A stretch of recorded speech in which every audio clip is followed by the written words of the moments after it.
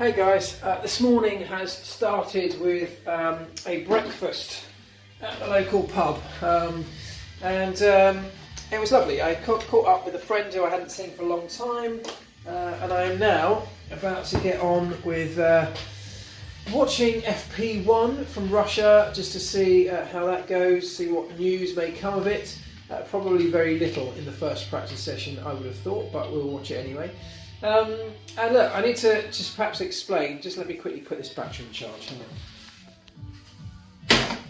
on. I just need to explain quickly because a lot of you have been asking why I'm no longer at Formula One races and haven't been for a little while.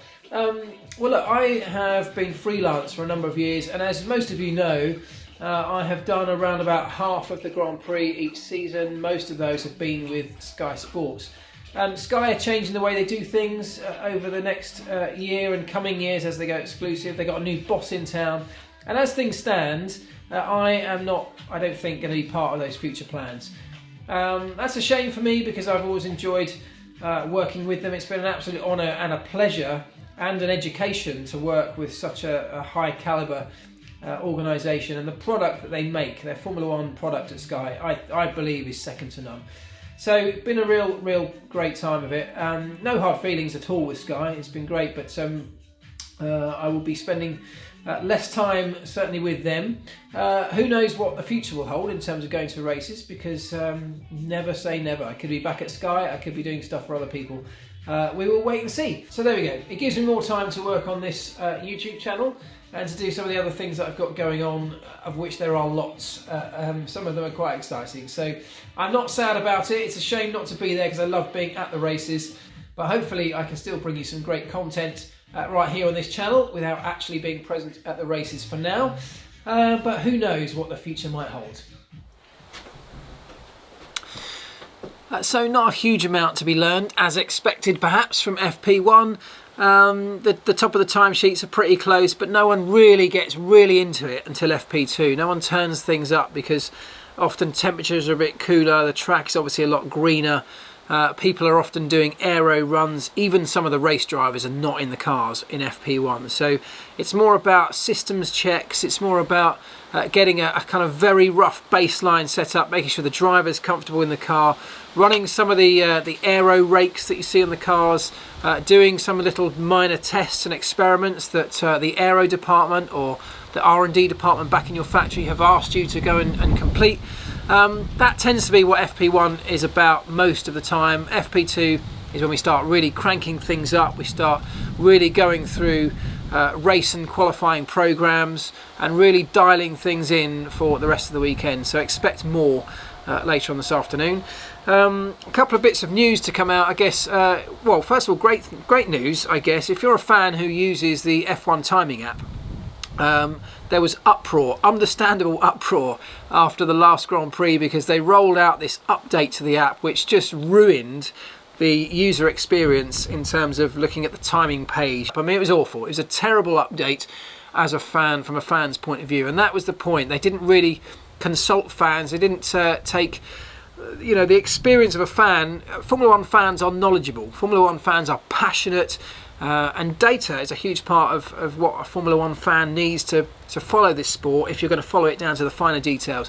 And all of a sudden they took a lot of that data away. Great news is they have listened to the feedback, because there was so much feedback, almost all of it negative, about the update. But the great news is the old version of the timing app is back for this weekend. And I'm really pleased about that because I use those timing screens all the time. In fact, I'll quite often spend more time staring at the timing data than I will the actual action happening on track, particularly through practices. So that's good news. There are a lot of engine penalties already this weekend. We've got both Toro Rossos bring updates, and that's updates looking towards 2019. They are experimenting with this big year ahead in 2019 with Red Bull Racing as a customer. So they're bringing updates to the car now, which could well see benefit for them next year on track, getting an early look at those in a race situation. So you can look at that in two ways. Bad for the competition perhaps, good if you're a Red Bull fan for next year. Haas have committed to both of their current drivers for next year, so Grosjean and Magnussen will stay for 2019. Maybe not a surprise. I think that was probably most likely scenario to happen. Grosjean, incidentally, kind of on thin ice for the next 3 or 4 races in terms of his penalty points on his licence. He got 2 more points for ignoring blue flags in Singapore, which takes his total up to 9 points. Now, if you don't know, they run a penalty point system a little bit like on your UK road licence. If you reach 12 points, you immediately get a 1 race ban. Now, Grosjean is up to 9 points now, which means that if he were to have an incident that would bring him 3 more points, that would be an immediate ban. And what those points get removed from the licence 1 calendar year after they were first applied, and that means that I think the first point to come off that licence won't come off until after the Mexican Grand Prix, which means he's got a few races where he's got to tread pretty carefully. And I'm sure he will do, but it's a nervous thing for a driver, that, because you need to be on the edge. You need to be able to put your car in gaps that are sometimes only a half a gap. If you're a racing driver, you will always want to push the limit. So he's perhaps got to have that in the back of his mind now for a while. Alonso also taking penalties this weekend together with the Red Bull drivers. So I think this weekend is going to be dominated. If we get a dull race, which we can have in Sochi, the talk after this weekend could be about engine penalties. We'll have that whole debate brought up about whether it's a good or bad thing, and potentially blue flags again, because this is a circuit where we have lots of sort of medium speed corners flowing one into another before we get to the 2 long straights, and those sections are quite difficult to, particularly if you're in a fight like we saw in Singapore, to let drivers past. Oi, shush you too.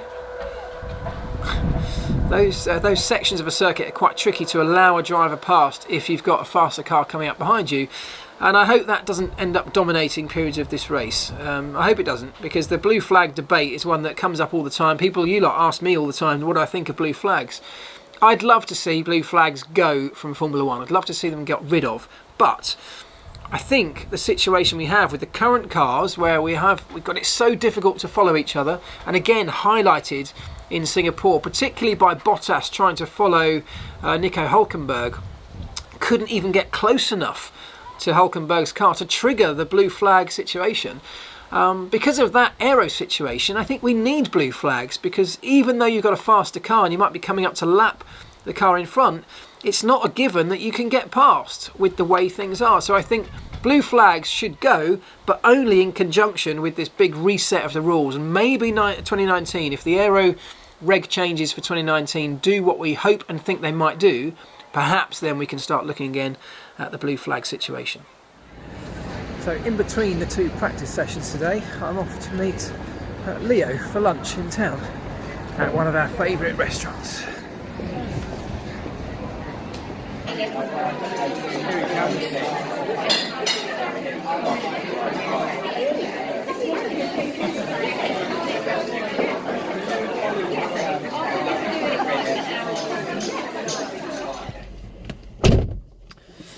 Well, it's been a very indulgent and social day so far, but that was lovely. Now back home to watch FP2 on the telly.